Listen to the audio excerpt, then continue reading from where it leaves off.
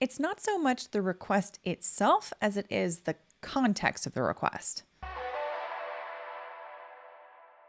Hey everyone, welcome to Legalbytes. If you're new here, my name is Alita. I'm a lawyer licensed in California and DC, and on this channel, we examine the law and the facts to develop reason-based opinions one bite at a time. So one case we've been looking at on this channel is a criminal murder charge against Courtney Clenney for the death of her boyfriend, Christian Toby Obumzelli. If you're not familiar, Courtney Clenney is known on social media as Courtney Tailor. She is an Instagram influencer and an OnlyFans star with a pretty massive following. She was charged and then arrested on Wednesday, August 10th, 2022 in Hawaii on a charge of second-degree murder with a deadly weapon. And although she was just recently charged, it should be noted that her boyfriend did die on April 3rd, 2022, back in Miami, Florida. Although authorities may say that the reason for the delay was to gather enough evidence for a solid case before charging her, according to some, the family specifically hired an attorney to pressure the Miami state attorney to continue investigating after they supposedly took her self-defense explanation at her word. But anyway, regardless of all of that, she was arrested and is expected to return to Miami soon to eventually stand trial. And last Friday, there was a hearing in the case where her attorney asked for something that may raise an eyebrow or two. Let's get into an article from the New York Post on it, and we'll discuss a little bit further. According to this article dated August 19th, 2022, it says OnlyFans model Courtney Clenney's request to keep evidence secret in murder case opposed by prosecutors. Now, this is the title of the article, but it's not exactly the focus of this particular video, but we'll go through the whole thing nonetheless. In the article, it says, Florida prosecutors objected Friday to keeping evidence secret in the murder case of OnlyFans model and accused boyfriend killer Courtney Clenney after her defense lawyer asked a judge to limit what could be released to the public. Clenney, 26, allegedly stabbed Christian Obumzelli, 27, to death with a kitchen knife during a spat in their luxury high-rise apartment in April. It's been the defense that has been frankly keeping this case within media attention, said the assistant state attorney of Clenney's lawyer, Frank Prieto. Mr. Obumzelli was dead for 5 days, and the defense was making statements to the media both in print and on television and local news. The social media star turned inmate wasn't present for the brief Zoom hearing. She is still locked up at Hawaii Community Correctional Center on the Big Island, where she was arrested last week on one count of second-degree murder. In the motion filed Thursday, Prieto blasted Miami State Attorney Kathy Fernandez-Rundle for sharing surveillance video at a press conference of Clenney beating Obumzelli in an elevator more than a month before his alleged murder. Prieto called the release of the damning footage an attempt by the government to prejudice and taint potential jury members against the defendant and deprive her of a right to a fair trial. Prieto has repeatedly said that Clenney acted in self-defense after she says Obumzelli strangled her. The motion asked the judge to ban prosecutors from publicly releasing any evidence without permission from the court. Prieto also filed an emergency motion to preserve Obumzelli's body for inspection, but the family's attorney, Larry Hanfield, said he had already been laid to rest in Dallas, Texas, weeks ago. It would be sacrilegious to go against the family's religion for the body to be exhumed at any time, Hanfield told the court, adding that such an extraordinary remedy would further traumatize his loved ones.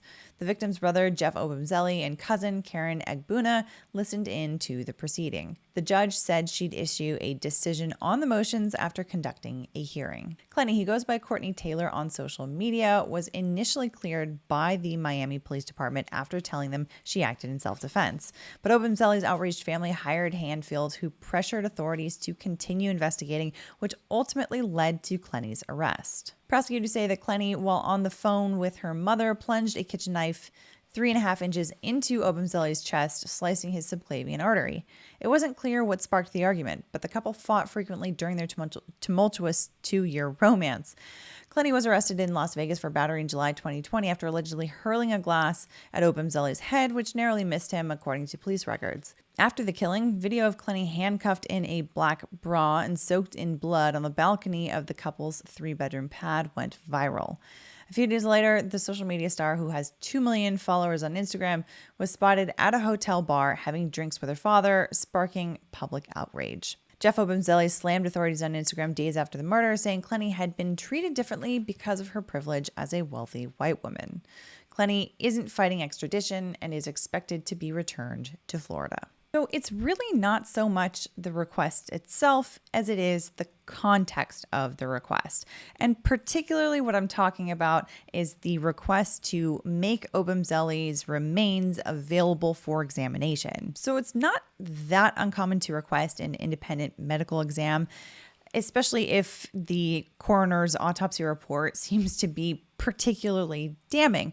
However, the situation here is different than some cases because of the fact that his remains have already been laid to rest. And so in this kind of a case, what would be required is for the remains to actually be exhumed. Now, the court presumably could determine if justice really required it to exhume the actual remains, but to be honest, I'm not certain if it requires the family to consent to it, but at the very least, it definitely is a much higher standard than if the remains had not been laid to rest yet. It also seems it would generally require extreme circumstances to exhume someone's remains for investigation too. Like the case of Gloria Satterfield, the housekeeper of the scandalized South Carolina attorney Alex Murdaugh. She died in February 2018, and just this past June, she was reportedly being exhumed as part of a new investigation into her death.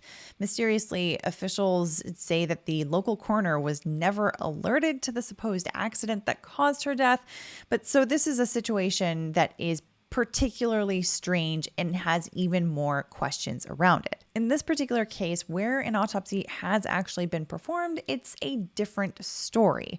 And at the very least, it would seem the defendant would be able to cross-examine the medical examiner. But if I'm Courtney Clenney's attorney, that is not exactly an ideal situation in comparison to an independent medical examiner where someone else could come to a different conclusion to say that a particular incision that cut off his artery could have possibly happened by a knife throwing as opposed to a dagger sort of move like what's been concluded here by the medical examiner in Miami. Anyway, all of that is to say that exhuming someone's remains seems to be a pretty extreme move, and I would think that Courtney Clenney's attorney knows this. I wouldn't go so far as to say that he's looking to be outrageous here, though. My default for attorneys, as I get to know them through their representation, is that they are zealously advocating for their clients and doing their job